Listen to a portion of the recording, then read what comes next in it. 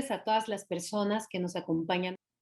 Es un placer estar con ustedes a través de esta estupenda herramienta digital y compartirles la visión desde la Escuela Nacional de Trabajo Social en torno a un tema por demás sensible y de suma importancia, pues sus efectos marcan la vida de las personas involucradas. Me refiero a las problemáticas de la niñez en un México con pandemia. Estoy convencida que integrar la bioética como eje articulador en la atención médica de las y los mexicanos es un gran acierto del Sistema Nacional de Salud. Esta medida ya rinde sus primeros frutos, mejorando de forma significativa la relación entre los equipos médicos y el paciente, lo que a su vez ha ido permitiendo la generación en un vínculo más sólido y empático entre la familia y la comunidad, entre la sociedad y su hábitat. La integración de una disciplina como la bioética a los procesos de atención sanitaria se traducirán muy pronto, estoy segura, en mejores estándares de bienestar al generar certeza a la población respecto a los procedimientos clínicos y de investigación para procurar su salud.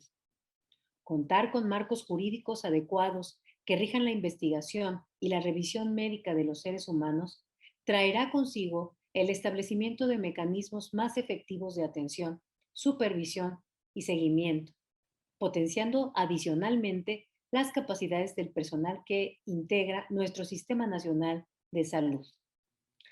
Estamos por cumplir 500 días de una crisis inimaginable. El 27 de febrero del 2020 se tuvo conocimiento del primer caso de COVID-2019 en nuestro país. A partir de entonces, la pandemia ha ido modificando todo a su paso. Lo mismo en el sistema de salud, las actividades laborales, la vida escolar, el desarrollo de la economía y la convivencia entre los seres humanos. En las áreas médica, laboral y económica, los expertos pronostican una afectación de por lo menos 10 años, pero en el caso de las relaciones humanas, la magnitud del impacto está por definirse. Lo que vemos ahora es tan solo la punta de un gran iceberg. Al duelo, el miedo y la incertidumbre por los cambios de nuestra vida cotidiana, habrá que sumar los traumas y el estrés postraumático. El regreso a la vida como lo entendíamos antes de la pandemia está todavía muy lejos. Incluso cuando se superen las restricciones impuestas, el coronavirus seguirá afectando nuestras vidas de muchas maneras, como sucedió en 1985 y 2017, cuando el movimiento de la Tierra cambió para siempre nuestras vidas. Hasta ahora, la percepción que tenemos de la realidad está conformada por una avalancha de materiales informativos que se mezclan confusamente con las experiencias que se transmiten de boca a boca.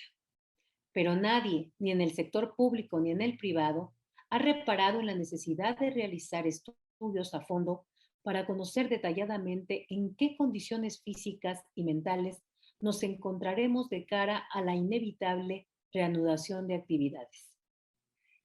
No todos son cifras ni afectaciones. Sin restar importancia al gran número de decesos, de contagiados y ahora de vacunados, falta conocer el impacto micro, el que se generó al interior de cada familia, en las relaciones afectivas entre las parejas, entre padres e hijos, en el día a día, entre amigos y hermanos, entre nietos, abuelos, entre tíos, sobrinos, entre amigas, amigos, entre alumnas, profesores.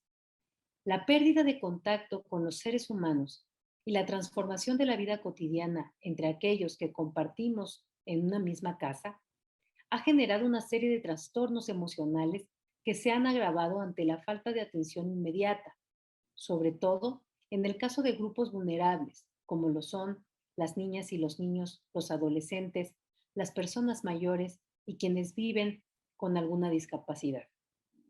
Me referiré al primer grupo etario, a la niñez mexicana, que ha enfrentado y aún enfrenta una serie de dificultades para adaptarse o sobreponerse al confinamiento.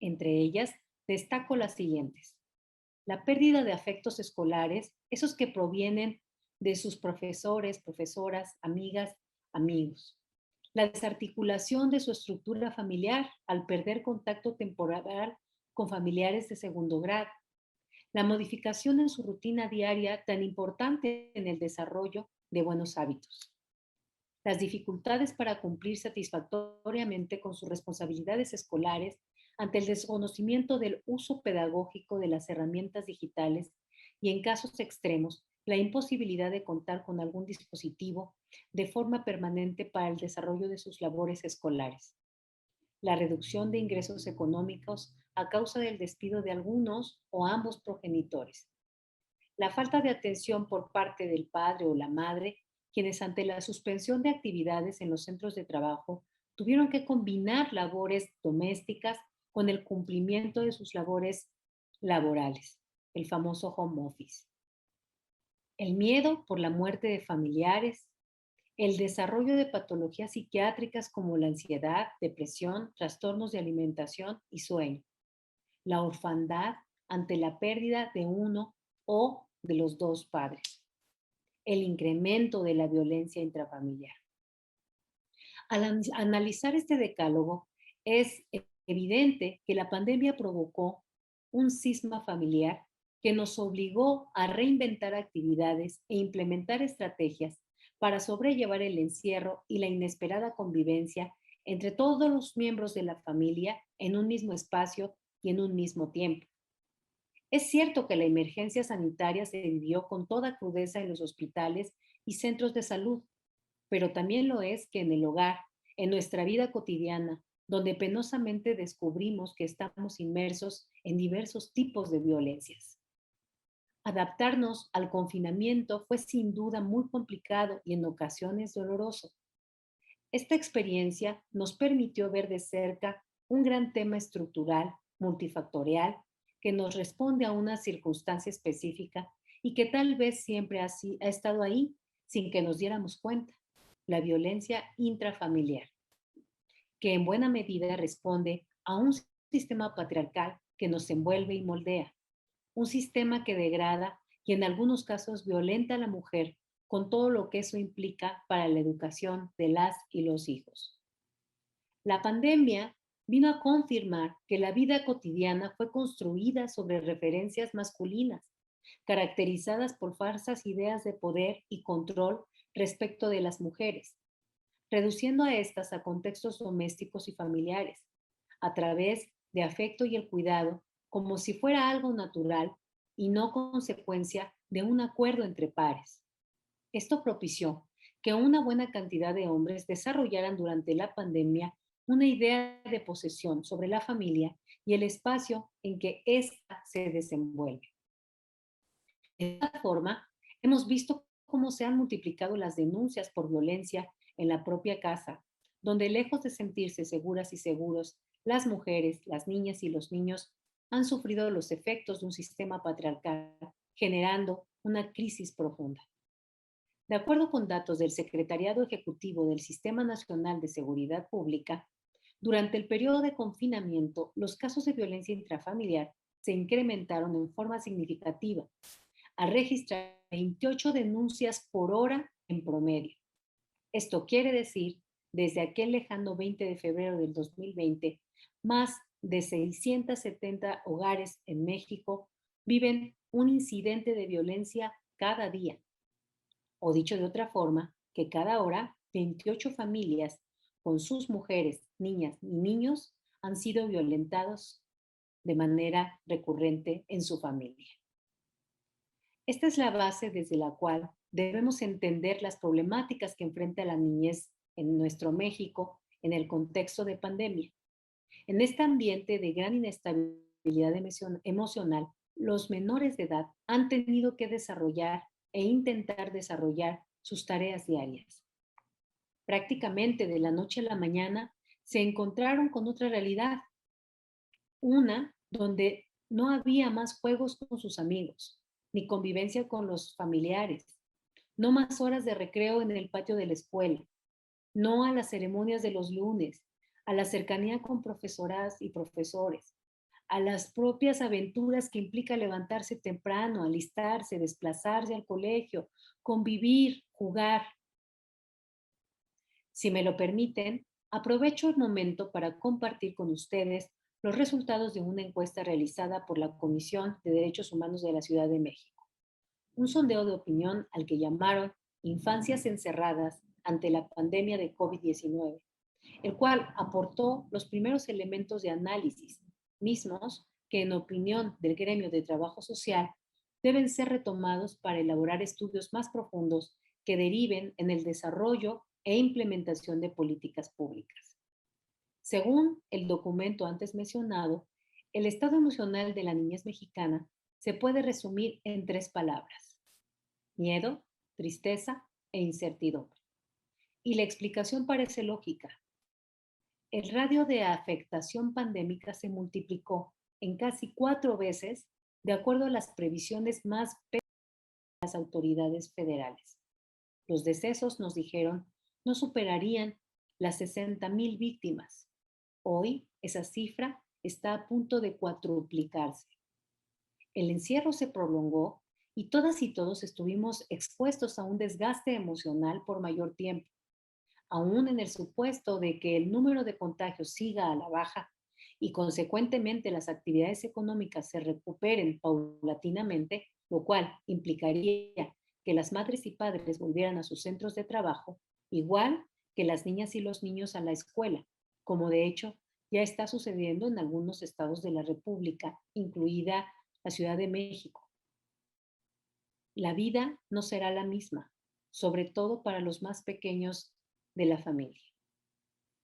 Primero nos encerramos, dejaron de ir al colegio, dejaron de jugar y cambiaron los parques por la sala de la casa, donde muy probablemente fueron reprimidos. Es posible incluso que tras permanecer en casa de forma permanente, la percepción de las y los niños respecto a la igualdad de género se haya modificado. Pero como establecen los datos proporcionados por el Secretariado Ejecutivo del Sistema Nacional de Seguridad Pública, las madres han sido víctimas de diversas expresiones de violencia por parte de sus parejas y ha estado sometida a un mayor estrés por el aumento de las responsabilidades domésticas. Ahora, con el constante cambio de semáforo epidemiológico, de amarillo a verde, naranja, se pretende que los pequeños retomen su rutina, también de un día para otro, y que lo hagan sin haber resuelto la carga emocional que llevan a cuestas. ¿Quién los ayudará a transitar del mundo del cubrebocas, las mascarillas, los geles antibacteriales, los guantes y la sana distancia a otra dinámica donde se busque recuperar el tiempo perdido a paso acelerado? ¿Cómo? Me pregunto. Si durante muchas veces aprendieron que el contacto físico era riesgoso y podían contagiarse, ¿cómo? Si durante más de un año les impedimos las manifestaciones de afecto, los saludos de mano, los abrazos, los besos.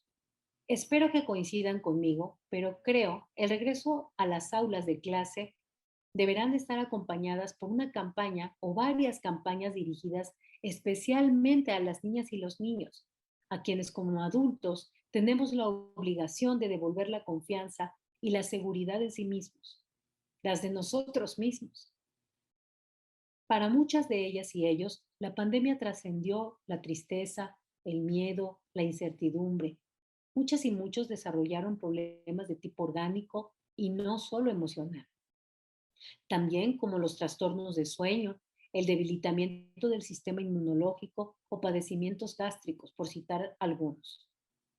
Me he referido a las y los menores de edad que están en aparentes condiciones de recuperar sus actividades. Pero ¿qué hay de aquellos que perdieron a su madre, a su padre por el coronavirus o a ambos? Porque desgraciadamente hay registros de casos como este. Podemos estimar algunos datos acerca de cuál es la exactitud de niñas y niños que se encuentran en la situación a la cual me refería anteriormente. Pero al menos el 42% de los fallecidos hasta ahora eran jefes de familia. De ese tamaño es un problema por demás complejo. Tampoco sabemos cuántas de ellas y ellos perdieron a sus hermanas o hermanos pequeños a causa del COVID-19.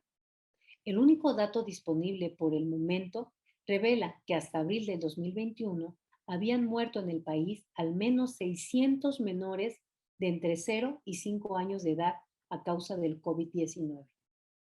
Es cierto que a pesar de las alertas emitidas por la Organización Mundial de la Salud, en el sentido de prepararnos para la llegada de la pandemia, era muy difícil prever acciones, la dimensión del problema y su comportamiento y duración. Y por tanto, era casi imposible identificar a priori a los grupos sociales que serían afectados. Con el correr de los meses, las cosas han cambiado y ahora contamos con información estadística que nos permite responder a estas y otras interrogantes. Por ello, en la Escuela Nacional de Trabajo Social, consideramos que es momento de implementar programas de apoyo para los grupos vulnerables afectados, especialmente para las niñas y los niños, aunque también para las personas mayores, las personas que viven con alguna discapacidad o quienes viven en condición de calle. Por ello, desde este foro hago una atenta invitación para que sumemos recursos y saberes y juntos desarrollemos política pública integral que articule acciones institucionales de carácter sanitario, educativo, económico, jurídico y social, a fin de atender con carácter de urgencia a este sector de la población, favoreciendo su regreso paulatino a la nueva realidad. Es un tema de altísima prioridad, sobre todo en aquellos casos donde la orfandad ya se hizo presente. Insisto, no podemos dejarles solos. ¿Cómo esperar que las niñas y niños tengan un rendimiento escolar adecuado, que se adapten de forma inmediata a las nuevas condiciones y que sean capaces de manejar sus emociones, incluido el duelo en los casos de quienes vieron morir a algún familiar? ¿Cómo esperar que se reinserten a la normalidad cuando han vivido en carne propia los efectos del desempleo y la reducción de los ingresos familiares o han atestiguado escenas terribles de violencias en su propia casa? Los retos son enormes y las acciones a desarrollar también, pero más allá de las dificultades materiales y operativas que todas y todos hemos enfrentado en los últimos meses, les reitero esta invitación de la Escuela Nacional de Trabajo Social para que trabajemos unidos para definir políticas de contención, atención y prevención en la salud física, social y emocional de nuestros menores de edad. Aún resta mucho camino por andar y lograr adaptarse en un mínimo de certidumbre a la nueva dinámica existencial. No quiero despedirme sin expresar mi reconocimiento a las autoridades de la Ciudad de México, pues a pesar de las dificultades que impulsó la pandemia, la capital del país es una de las pocas entidades que se han preocupado por los problemas que vive la niñez afectada por la pandemia al incorporar una beca que, aunque modesta, será de gran ayuda para aquellas niñas, niños y adolescentes que se quedaron sin la protección de sus padres. Agradezco mucho la atención y espero en verdad que podamos seguir uniendo esfuerzos para trabajar desde la academia, el ejercicio profesional y la investigación en todo aquello que beneficia a nuestras niñas y niños de nuestro México de hoy.